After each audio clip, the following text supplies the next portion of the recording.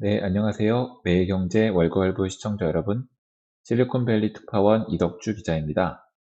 네, 제가 오늘도 2주 연속 녹화 방송으로 여러분을 찾아뵙게 되었는데요. 오늘도 저희 스튜디오가 아니고 저희 집 근처에 있는 라운지에서 녹화를 하게 됐습니다. 좀 잘 안 들리더라도 이해 많이 부탁드리겠습니다. 오늘 녹화는 3월 21일에 이루어졌고요. 그리고 이제 오늘 방송 내용은 제가 이제 2주 동안 라이브를 못했던 이유가 여러 가지로 취재 일정 때문에 바빴던 건데, 그때 엔비디아 젠슨왕 CEO랑 오픈 AI의 샘 올트먼 CEO를 직접 만났습니다.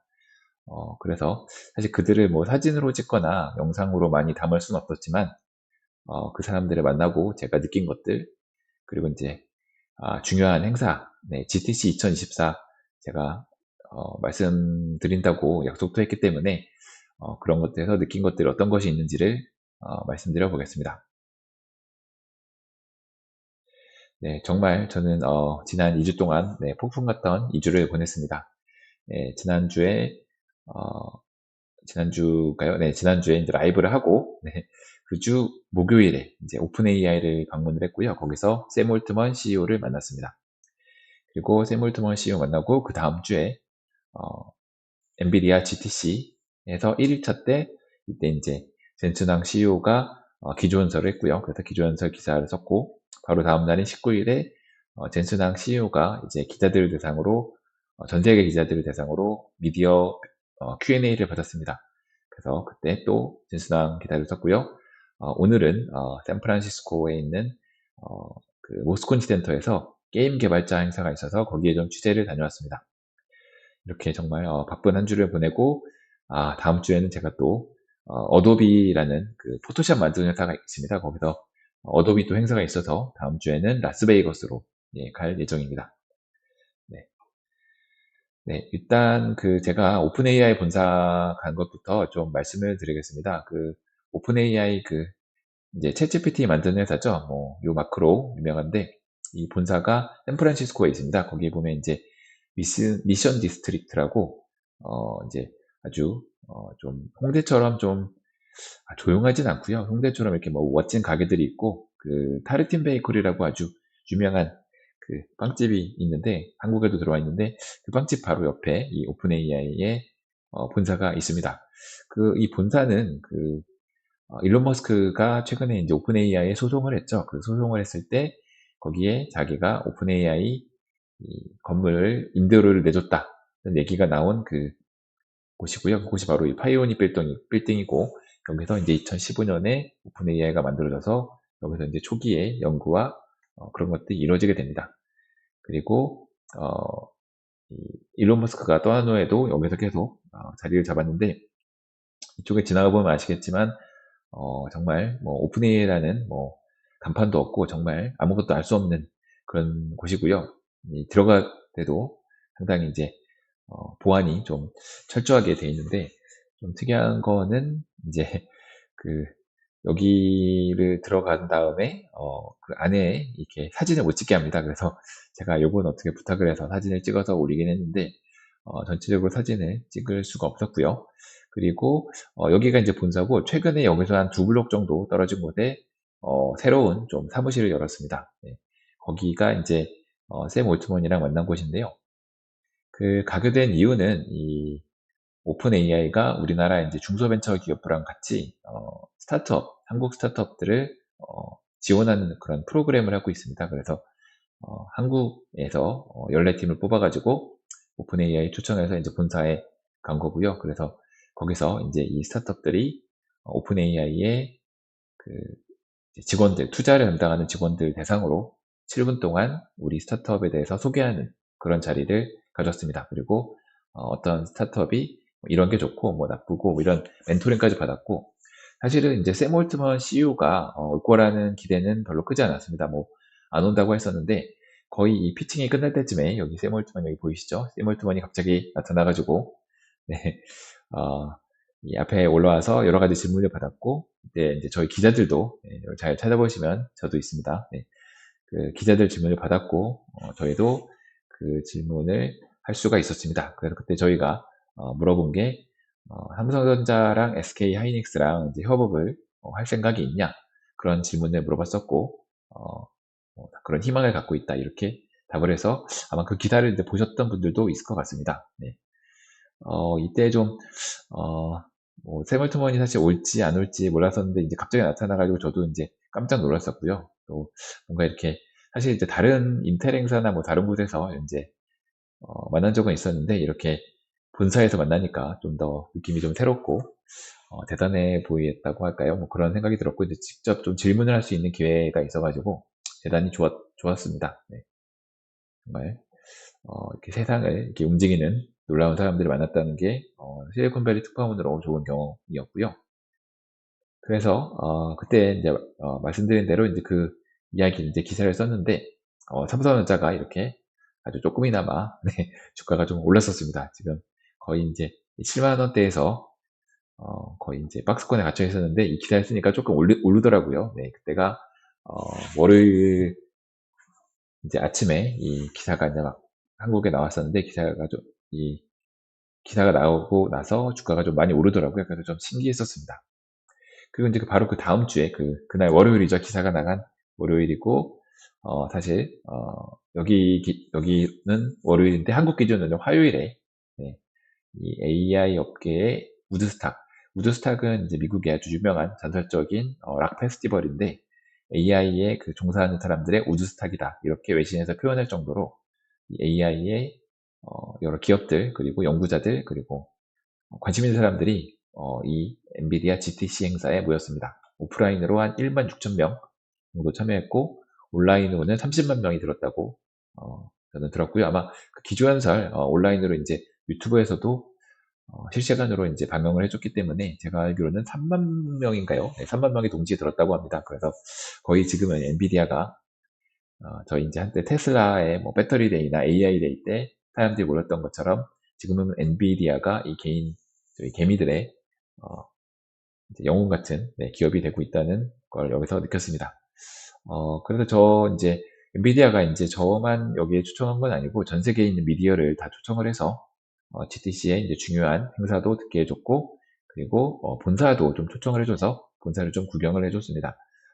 엔비디아 본사는 이제 실리콘밸리의 산타클라라라는 지역에 있는데 여기 보면 거북이 등껍질 같은 그런 건물이 크게 두 개가 있습니다. 그래서 하나는 이제 경영 쪽에 직원들이 일하는 건물이고 이름이 엔디버라고 하더라고요. 그 다음에 두 번째가 이 엔지니어링 쪽 개발자들이 일하는 보이저라는 이름의 거의 약간 비슷한 건물이 있어서 그게 바로 옆에 있는데 이건 이제 보이저 안에 들어가 보면 안에 마운틴이라고 해서 산 같은 것이 있습니다. 그래서 그 산 꼭대기에 올라서 이렇게 전체를 보면서 찍었는데 정말 너무 그 사무실도 좋고 분위기도 좋고 그리고 또 엔비디아가 워낙 그 기업 문화가 좋은 것으로 유명하거든요. 그래서 어떤 숨기는 것이 없고 기업 내부에서도 수평적인 그런 정보도 수평적으로 모든 사람들한테 공유하는 그런 문화가 있고 무엇보다 이제 약간 실리콘밸리 기업이지만 되게 동양적인 회사여서 절대 직원을 자르지 않고 그리고 장기 근속하는 그런 독특한 좀 문화가 있는 기업입니다. 네, 게다가 이제 주가도 요즘 이제 폭풍 상승을 했기 때문에 거의 이제 직원들의 만족도가 실리콘밸리에서도 하늘을 찌를 정도로 요즘 분위기가 좋다고 합니다. 그리고 GTC 행사 내내 사실은 젠츠낭 CEO가 이렇게 행사장을 돌아다니고 이렇게 직접 연설도 하면서 이렇게 사람들을 많이 만나는데, 저도 이렇게 그 젠순항 CEO를 만나가지고, 이 셀카를 찍어보려고 다가갔는데, 이 정도까지밖에 찍지를 못했습니다. 네. 거의, GTC 행사장에서는 뭐 연예인, 뭐 정말 슈퍼스타라고 부를 수 있을 정도로 엄청나게 인기를 끌었고, 제스나 CEO도 뭐 본인도 좀 이걸 즐기는 것 같았습니다. 그래서 뭐 사람들 만나면 다 하나하나 셀카 찍어주고, 사인도 해주고, 아주 다정하게 얘기도 해주고, 뭐 거의, 네, 연예인, 뭐 연예인보다 훨씬 대단하죠. 뭐 지금은 테크업계에 모르는 분이 없으니까요. 특히 이제 사실은 이제 작년까지만 해도 이 정도로 그 엄청난 인기는 아니었는데 지금은 뭐 거의 헐리우드 스타라고 할 정도로 엄청난 인기를 얻었고요. 이 기자들 대상으로 이렇게 할 때도 거의 2시간을 이제 본인이 직접 기자들의 질문에 엄청나게 상세하게 대답을 해줬습니다. 그리고 처음에는 이제 약간 무대 같은 데 올라가지고 얘기를 하다가 본인이 좀 답답했는지 직접 이제 기자들이 있는 요 플로어로 내려와 가지고 바로 옆에서 답을 해주고, 그래서 이제 저희도 이렇게 사진을 가까이에서 찍을 수가 있었습니다. 어, 원래도 이제 기업 문화가 이제 수평적인 그런 걸로 유명하고 험블한 것으로 유명했는데, 실제로 만나보니까 지금 이제 전 세계에서 가장 뜨겁고 뭐 정말 연예인병이 걸릴 만한 사람인데도 불구하고 너무 이제 성격도 좋고 아주 겸손한 분이라는 걸 느낄 수 있어서 젠슨 왕이라는 사람에 대해서 다시 한번 생각해 보게 되었습니다. 그래서 이제 젠슨 왕이 이제 이 기자회견에서 한 얘기를 저희가 이제 기사를 썼는데, 이 한국에서 온 기자들이 이제 제일 궁금한 삼성 아마 이제 삼성전자 주주분들께서도 제일 관심이 있으실 텐데, HBM을 지금 SK하이닉스 쓰고 마이크론 들어가는데 삼성 건 언제 들어가냐, 뜰 거냐 이렇게 했는데 테스트 중이다, 퀄리파잉 이렇게 아주 대답을 해줬습니다. 그래서 저희가 이제 기사를 썼고요. 네.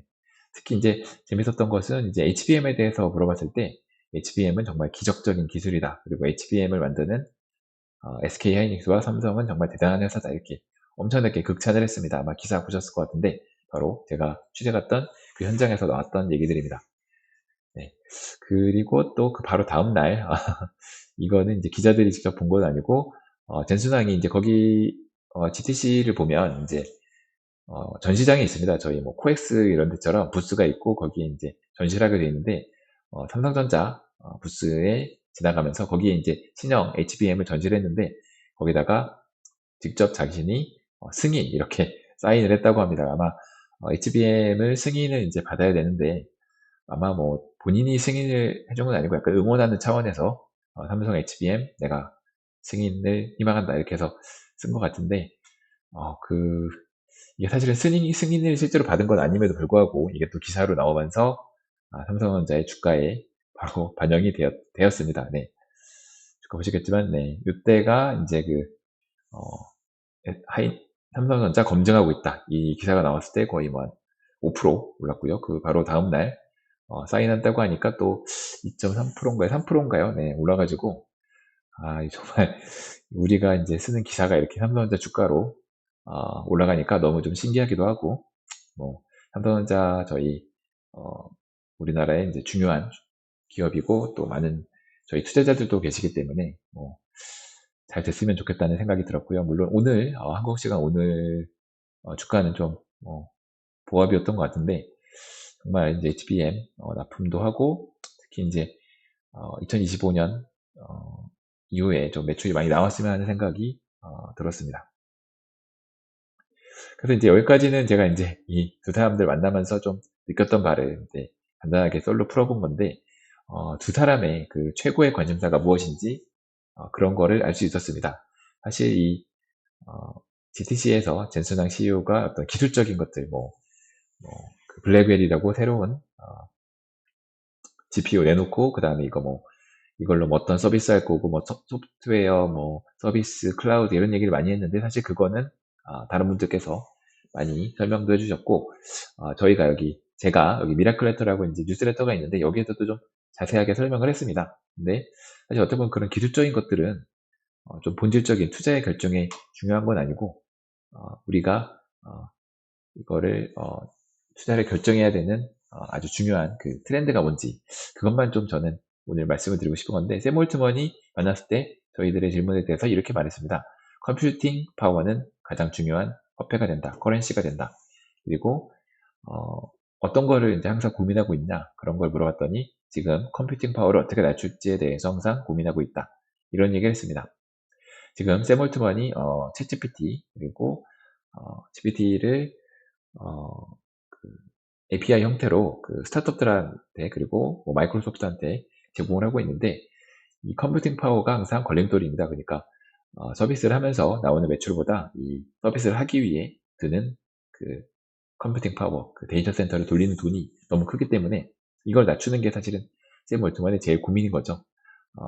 텍스트를 동영상으로 만드는 소라라고 하는 아주 깜짝 놀랄 만한 그런 AI 모델을 만들었지만 이걸 아마 공개하지 못하는 이유도 이거를 쓰는데 엄청나게 돈이 많이 들어서 라고 많이 예측하고 있습니다.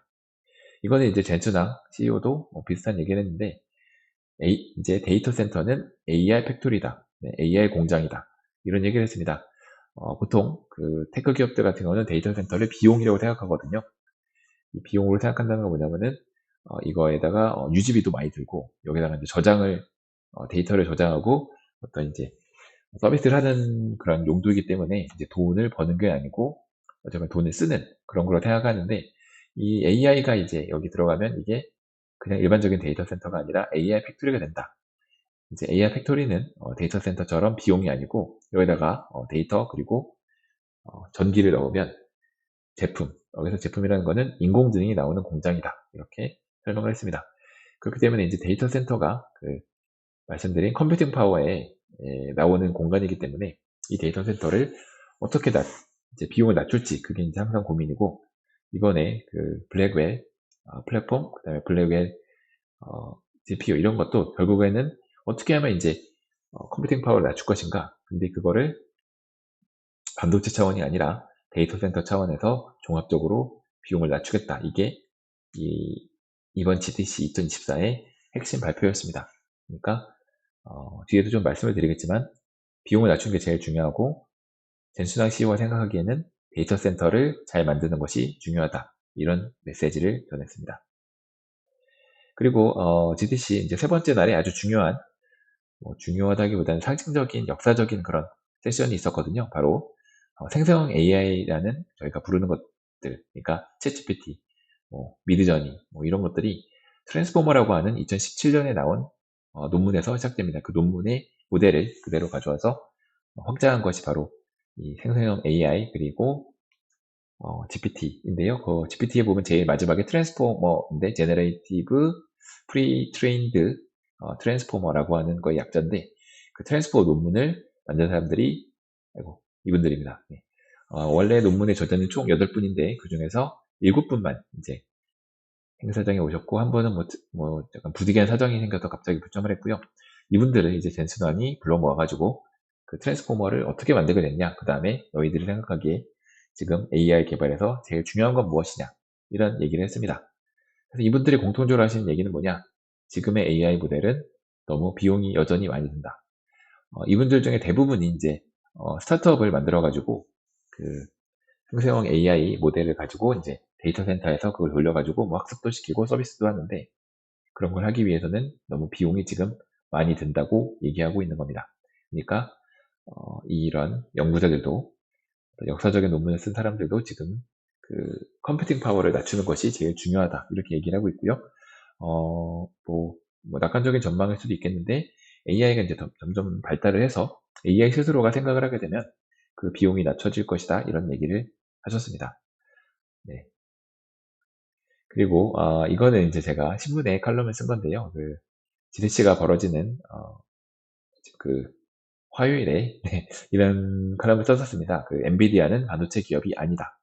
왜냐면 그 저희는 이제 AI 반도체라고 하고 또 엔비디아는 뭐 반도체 기업이다 이렇게 얘기를 하는데 사실 엔비디아는 이제 반도체를 당연히 만들긴 하는데 그 반도체가 AI 학습에 그대로 쓰이는 것이 아니고 그 반도체를 넣어서 만들어진 제품이 데이터 센터에 들어가면 그 데이터 센터를 돌려서 인공지능을 학습하거나 서비스를 하는 거거든요.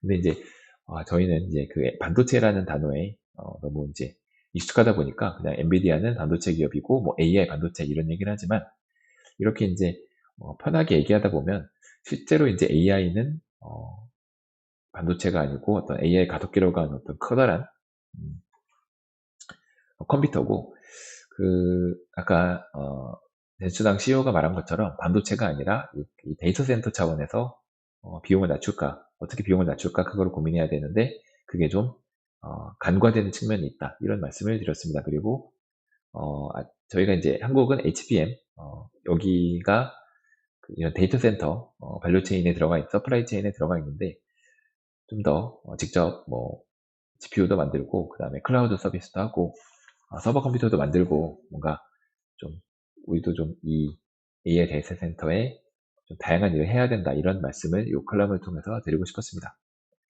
이것도 제가 한번 보여드렸던 그 서플라이 체인인데요.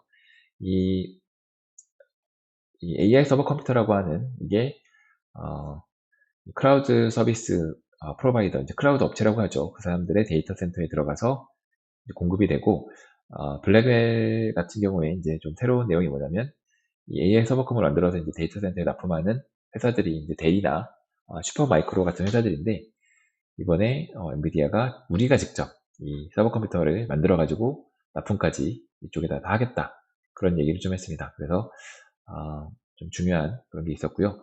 최종적으로는 이게 마이크로소프트의 코파일럿, 오픈 AI, 챗 GPT, 그 다음에 미드저니의 그림을 그리는 AI, 이런 데 이제 공급이 되는 건데, 이런 큰 서플라이 체인을 보면 아까 말씀드린 그런 컴퓨팅 파워를 낮춘다는 측면에서 혁신이 이루어질 분야가 엄청나게 넘쳐 있습니다.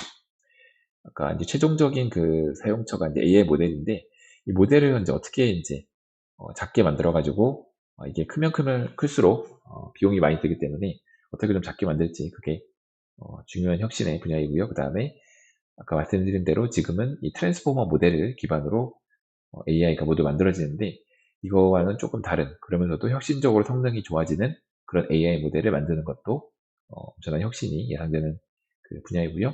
그리고 AI 반도체에서 엔비디아 대항마, 지금 이거를 만들려고 많은 회사들이 뛰어들고 있죠. 이 엔비디아 대항마를 만들어진다면 뭐 AMD가 될 수도 있고, 스타트업이 될 수도 있고, 뭐 인텔이 될 수도 있고, 좀 큰 그 시장을 일부를 차지할 수 있을 것으로 보여집니다. 그리고 메모리 HBM, 젠순환 CEO가 말한 대로 HBM이 정말 이 데이터 센터 그 GPU에 아주 중요한 역할을 한다는 것이 저도 이번에 깨달았고, 지금은 이제 3세대 HBM이 나오는데 이게 4세대까지 나오고 전체적인 그 데이터 센터의 성능 개선에 기여를 할 수 있을 것입니다. 그 다음에 이제 또 네트워크 말씀드렸는데, 그 데이터 센터에 보면 그 컴퓨터 내부에서도 이제 케이블 연결이 되고, 그 다음에 데이터 센터 그 컴퓨터끼리까지도 네트워크로 연결하거든요. 그래서 그 네트워크 연결 속도를 혁신적으로 높여주는 그런 제품들이 또 혁신적인 제품들이 나올 수 있고, 그 데이터 센터를 돌리다 보면 그 데이터 센터가 열이 엄청나게 나오죠. 그래서 그 열을 식히는 그런 회사들도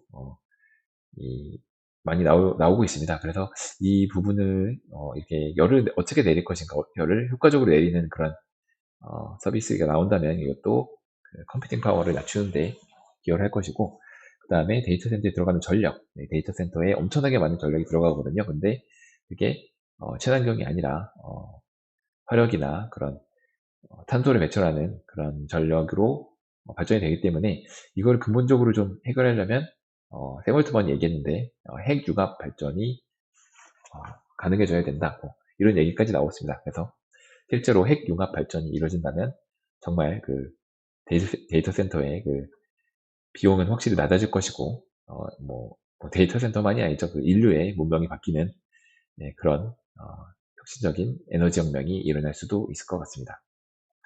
그리고 이러한 어떤 혁신이 이루어지는 거에 사실 한국도 이 거대한 흐름에 올라타야 한다는 생각이 이번에 2주 동안에 그 공천 사람들 만나면서 들었습니다. 그래서 뭐 저도 저희 이런 생각을 뭐 삼성전자에 계신 분들도 하셨겠죠. 그래서 삼성전자가 마하원이라고 하는 이제 엔비디아의 GPU와 경쟁하는 GPU 그 반도체를 내놓는다고 얘기가 나왔고, 이 사실 이게 엔비디아부터 뭐 오픈 AI, 마이크로소프트 지금 뭐 주가 오르는 걸 보시겠지만, 이게 엄청나게 그 AI라는 거대한 흐름이 지금 만들어지고 있고, 이게 거품일 수도 있고 뭐 아닐 수도 있지만 엄청나게 지금 올라가고 있습니다. 그래서 한국 기업들도 뭐 HBM으로 이거를 올라타고 있고, HBM이 아니라 아까 말씀드린 여러 가지 혁신 분야, AI 모델, AI 반도체, 뭐 네트워크, 서버 낸가, 그런 이 거대한 흐름에 올라타야 된다는 생각을 하고 있는 것 같고, 저희도 올라타기 위해서 그렇게 주식을 열심히 공부하고 있는 겁니다. 네. 근데 이제 여기서 아마 좀 뭐 의심스러운 생각을 갖고 계신 시청자 여러분들도 계실 것 같은데요. 지금은 사실 엔비디아 같은 경우에는 뭐 실적이 뒷받침을 해주고 있지만, 상당히 숫자보다는 사실 유행, 하이프라고 하죠. 이 하이프가 좀 이끄는 시장이라고 할 수 있습니다. 엔비디아도 아직까지는 그렇게 볼 수 있는데, 이 유행이 과연 진짜 수요를 만들어낼 수 있을까? 지금 뭐 워낙 AI 얘기가 많고 엔비디아 얘기도 많으니까 뭐 모든 사람들의 관심이 지금 AI에 쏠려 있습니다.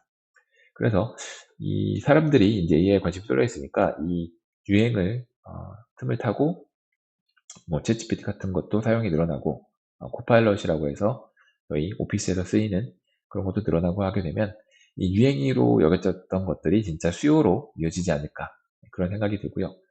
뭐 아무리 이게 사실은 좋은 기술이라고 해도 사람들의 행동을 바꾸고 그들의 일상에 파고드는 것이 사실 쉽지가 않습니다. 근데 이런 식으로 계속 유행이 계속되고 하이프가 계속되면은 진짜 수요가 만들어지지 않을까 그런 생각을 요즘 해보고 있습니다. 뭐 거품이라는 약간 그런 어, 회의적인 시각도 당연히 있긴 하지만 지금의 이런 유행이 계속된다면 특히 1년, 2년 계속된다면 정말 수요가 AI에 대한 수요가 생기지 않을까 그런 생각을 해봅니다. 마침 제가 다음 주에 가는 어도비 서밋이라고 하는 행사가 이 어도비라는 회사 아시죠? 뭐 포토샵, 프리미어, 유튜브 하시는 분들이 쓰시는 프리미어도 많이 쓰는데 그런 어떤 이미지나 영상 쪽에 그런 제품들을 내놓는데 이 생성형 AI 등장으로 사실 제일 영향을 많이 받는 기업입니다. 주가도 많이 떨어지기도 했고 여기도 자체적으로 파이어플라이라고 하는 자체적인 AI를 내놓기도 했죠. 근데 뭐 챗빛 오픈 AI가 소라라는 걸 내놓으면서 아마 여기도 이제 텍스트 투 비디오를 아마 준비를 하고 있을 것 같은데 이 어도비 서밋에서 좀 그런 이미지와 영상 측면에서 어떻게 이제 실제 사용 사례가 나오는지 그리고 이 어도비가 어떤 혁신적인 제품을 내놓는지를 한번 직접 확인을 할 수 있을 것 같습니다. 그래서 가는 거고요. 이것도 기사로 여러분들한테 나중에 소개를 해드리려고 합니다. 자, 이제 마지막으로 이제 항상 저희가 오늘 말씀드린 내용의 관련주들을 한번 이제 전체적으로 한번 돌아보는 그런 시간을 갖게 되는데요. 네, 엔비디아. 네, 항상 저는 YTD로 보는 걸 좋아합니다. 네, 연초 이후 주가로 보는 걸 좋아하는데 엔비디아 89.83% 올랐고요. 사실은 이제 1000비디아까지 갈까 하다가 지금 이제 900디아에서 좀 왔다 갔다 하고 있는데 GTC 때 뭐 기대감은 높았지만 사실 그렇게 많이 오르진 않았고 제 생각에는 이제 5월에 이제 실적 발표할 때까지 조금 소강 상태가 되지 않을까 이런 생각이 들었습니다. 그 다음에 버티브 아마 아시는 분은 계실 텐데 아까 말씀드린 이제 데이터 센터 냉각하는 그런 회사인데 여기도 거의 엔비디아에 버금갈 정도로 많이 올랐었죠. 그래도 어, 오늘도 좀 많이 올랐던 것 같고요. 그 다음에 이퀴닉스 네 여기도 여기는 이제 데이터 센터를 건축해서 이제 서비스하는 회사인데 최근에 약간 공매도 이슈가 어떤 보고서가 나와가지고 주가가 많이 하락하는 데다가 연초 이후 0.14%밖에 안 될 정도로 좀 여기는 좀 위험한 상황이지 않나 그런 생각이 들었고요. 그 다음에 제가 월가을부 통해서 소개도 몇 번 드렸던 슈퍼마이크로 네, 뭐 연초 이후 주가는 240%로 여전히 높긴 한데 급등락이 최근에 엄청 심합니다. 네. 이게 거의 뭐 작전주라고 해야 되나요? 뭐 하루에만 해도 뭐 10% 가까이 왔다 갔다 할 정도로 엄청 급등락이 심해져서 좀 저는 항상 이럴 때는 사지 마시라라고 말씀을 드리고 있습니다. 그리고 델 테크놀로지 여기도 한번 말씀을 드렸는데 연초 이후에 52% 올랐고 그 다음에 이게 좀 이거는 이제 현장에 오신 분들만 아마 아실 것 같은데 이 델 테크놀로지의 마이클 델 창업자가 어, 기조연설에 젠순환 기조연설에 직접 왔습니다. 그래서 젠순환이 코멘트를 해주기도 하고 대부분 이제 지금 현재 엔비디아가 최선호 서버 컴퓨터를 만드는 최선호 벤더라고 할 수 있을 정도로 지금 두 회사가 아주 밀접하게 있고요. 오히려 이제 슈퍼마이크로가 좀 엔비디아랑 멀어지는 거 아닌가 약간 그런 생각이 들 정도로 테크놀로지가 가깝고 그다음에 아까 말씀드린 대로 이제 어 젠슨항이 뭐 그러니까 저기 아니죠 엔비디아가 이제 직접 서버 컴퓨터를 만들어서 이 데이터 센터를 공급을 한다고 합니다. 근데 그거를 사실 어느 회사가 만들지가 이제 정해지지가 않았는데 아마 그게 뭐 대리되는 거 아닌가 뭐 이렇게 주가가 반응을 하는 걸 보면 네, 그런 생각이 들고요. 그렇게 되면 아마 좀 더 대리 좀 더 주가가 가지 않을까 이런 생각이 들었습니다. 네. 마지막으로 마이크론 네. 어, 저기 진수당 CEO가 HBM 대단하다 뭐 삼성전자, SK하이닉스 대단하다 이렇게 얘기한 바로 다음날 마이크론이 실적 발표하면서 우리가 지금 HBM 올해 거 내년 거 이미 다 예약됐다. 그리고 우리가 AI 수혜주 최고의 수혜주다. 이렇게 얘기해서 주가가 갑자기 최근 들어서 뭐 이틀 동안 뭐 15%씩 뛰어가지고 정말 놀라운 상승률을 보여주고 있는데, 연초로 보면은 아직 높지는 않지만 사실은 이제 이런 랠리에서 어, 좀 멀어져 있었다는 점에서 새로운 HBM 수혜주로 떠오르는 거 아닌가. 보면 SK 하이닉스보다 더 오를 여지가 좀 있지 않나, 그런 생각이 들 정도로 새로운 HBM 수혜주로 좀 주목을 받는 것 같습니다. 네. 그리고 역시 이제 미국 주식은 아니지만 삼성전자랑 SK 하이닉스, 사실 저는 이 젠슨왕 CEO의 얘기를 듣기 전까지는 HBM이 뭐 기껏해야 뭐 그냥 그 GPU에 이제 보안 정도 하는 거고, 그 다음에 뭐 그렇게 시장이 크지도 않다고 생각했는데, 젠슨왕 CEO가 말하는 것을 보면 이제 모든 이제 데이터 센터에 있는 그 DDR이라고 하죠. 이 DRAM이 앞으로는 이 HBM으로 대체될 것이다, 이렇게까지 얘기를 해가지고, 정말 HBM이라는 게 정말 대단한 거구나. 그리고 어, 정말 이제 엔비디아와 같이 함께 갈 수 있구나, 그런 생각이 들 정도로 인상을 받아가지고 좀 생각을 좀 달리 해보게 됐습니다. 네.